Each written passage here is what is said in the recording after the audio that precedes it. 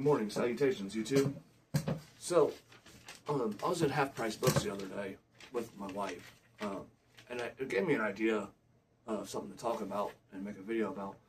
My wife doesn't read a lot. She'll read some Christian literature and stuff, but anyway, so I'm looking through the books, and I just happen upon where the Cormac McCarthy stuff is, and I don't want to make this a Cormac McCarthy bash fest. I might do that later on, but just forewarning, I don't care for Cormac McCarthy. But anyway, so I was looking through his books, and the No Country for Old Men was there. And, of course, my wife recognized that title, and she said, "Oh, you should get that." And I was like, no.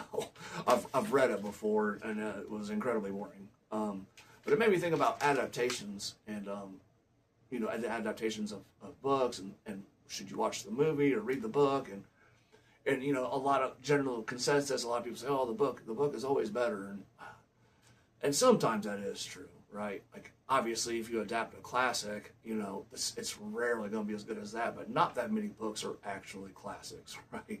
Very few books become immortal. It's incredibly rare, actually. But anyway, but Cormac McCarthy is a great example. Another author who's a good example. This is Stephen King. I don't care for Stephen King books at all. Right? Not even a little. I've never been into him. There's some stuff of his I've read that's okay, but like I think I like Salem's Lot. That's okay by Stephen King. And then Cormac McCarthy. The one Cormac McCarthy book I even kind of like is The Road, and I'm not even that crazy about that. I don't care to own it. Like I'll probably never read it again. It's just not that interesting. It's hard to feel invested in characters that don't have names. So, anyway, I don't know. I felt like The Road was kind of lazy writing and very derivative, but that's just my opinion. And it's not bad. I mean, The Road, like I said, I actually think The Road's okay. I hate No Country for Old Men. I think the book is boring. And I grew up, and I'll just go ahead and talk about this real quick. I grew up reading Westerns as a kid and as a young adult. I've talked about this before. William Johnson was the first author I was ever really into, went out of my way to get his books. So I read a ton of Westerns, a ton of Louis L'Amour, right? I read True Grit, Lonesome Dove, a lot of the Zane Grey. I read a bunch of Zane Grey. But anyway, and everyone kept saying, "Oh, Blood Meridian. Oh, you got to read Blood Meridian." It took me 3 tries to finish that book. That's never happened to me before. I DNF'd it twice, came back to it, and on the 3rd try, I forced myself to finish it. And I just thought it was so boring. But I've read quite a bit of Cormac McCarthy. I read all wanted to, this was years ago, when I was a younger man, and I wanted to be part of that club of lit bros, you know what I mean? So I tried to read more Cormac McCarthy, but I could just never get into him. I think All the Pretty Horses was okay. I just never really liked him that much. And I'll say I don't like William Faulkner either. So I'm just not into it. I like literature, there's some literary authors I really like.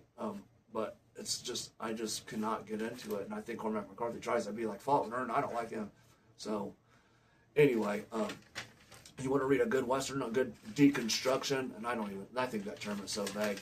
Read Butcher's Crossing by John Williams. That's a good deconstruction of a Western.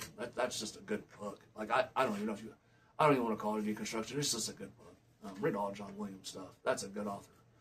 Anyway, so I was just thinking about these adaptations, right? And of course, maybe they've done these, making books into movies has probably not helped anybody more than Stephen King, but Cormac McCarthy's another one. I don't think anybody would know who he is if it wasn't for No Country for Old Men, but which is a fantastic movie. I love that movie. I'll probably watch that the rest of my life. But and I wrote down a few others here. Another one of my favorite movies ever, Blade Runner. I probably said Blade Runner is probably one of my top 5 favorite movies ever.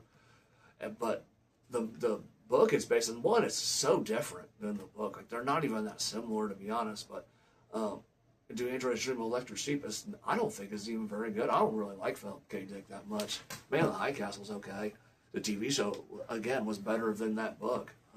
That's 200 pages or something. And I thought that show was really good. So there's a bunch of examples of this kind of stuff, though. I'll get back on the Westerns. Assassination of Jesse James is a fantastic movie. I think it's great. It's one of my favorite movies ever. That's another probably top 10, top 15 movie for me. And the book, which I believe is by Ron Hansen, I own it, and I bought it, and I read it, and I just did not really care for it. It was nothing like the movie. It didn't have the style the movie had. Of course, cinematography and stuff helps a lot with that. Another one is Jurassic Park. Like I kind of like Michael Crichton stuff. I'm not crazy about him, but that was another one of the very early authors I got into. But Jurassic Park, the movie, is an all-time classic. That is going to be an immortal movie.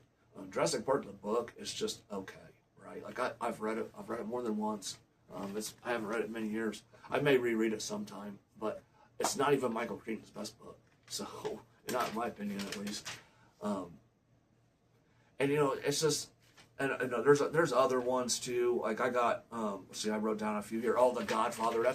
I remember going out my way, going to the library and getting the Godfather and reading it after seeing the movie or whatever. And I was like, this is not good. So I did not like that book. I could barely get through it. And and of course, if you're into mafia culture or know anything about it, it's just different, right? Anyway, I just did not like that book at all. I thought it was boring, but I haven't read it in many years. Maybe I'd like it more now, but I just didn't think it was very good at the time. But The Godfather is another immortal classic, right? At least the first two. But that's just, and again, some of this is personal preference, and of course there are examples of where the books are better. Like that is true sometimes. The Winter King TV show they just made recently is not nearly as good as the book, and they changed a lot of stuff, right? So it's all circumstantial, right? But these adaptations, for one, they just have they have a big advantage. They'll have a writer's room working on it, right? A lot of talented people are going to be involved in a project like that. They can go through the source material and they can just cut out all the fluff, right? And take out everything that's unnecessary. I'm going to use Game of Thrones as an example, although I don't love a lot of the changes they made, especially towards the end. But, they don't have Lady Stoneheart in it, right? That was a subplot in A Song of Ice and Fire that they just straight up cut out, right, of the TV show. I don't know if that was a good choice or not. It's hard to say, but I would not, in my opinion, they probably should have left it in. But that I only use that as an example is that this is something they frequently do in adaptations, and that's maybe not the best example, but they can cut out all the fluff and all the extra stuff, right? That is just not necessary for the core story, especially in movies. It's just not practical to have all that stuff. It's hard.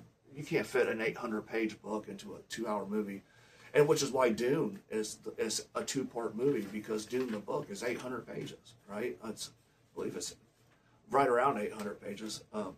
Although that's an example, that's tough because the book is so good and the movies are really good. That one's pretty neck and neck, I think. Of course, you had some really talented people working on Dune the movie, and that's what I mean though. Like by all logic and means, like those Dune movies should not be good. I mean, we've seen one that isn't good, and that's the one from the 80s. You can see how easy it is to mess it up. And this is normal, right? That's just the case. They have the advantage of hindsight. They can fix things that were clearly flaws in the original, right? And then they just have all these talented people working on it and all these talented writers, and it's tough. That's if you're a writer and you wrote a book and it gets adapted, like it's probably really tough to see them do it better than you did, right?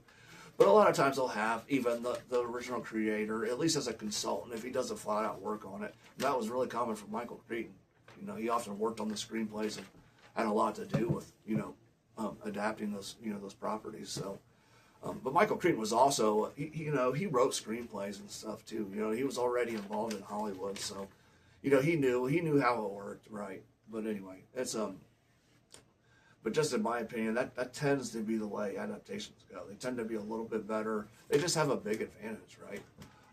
Another one is True Grit. True Grit by Clinton Portis is a good book. It's a very good book.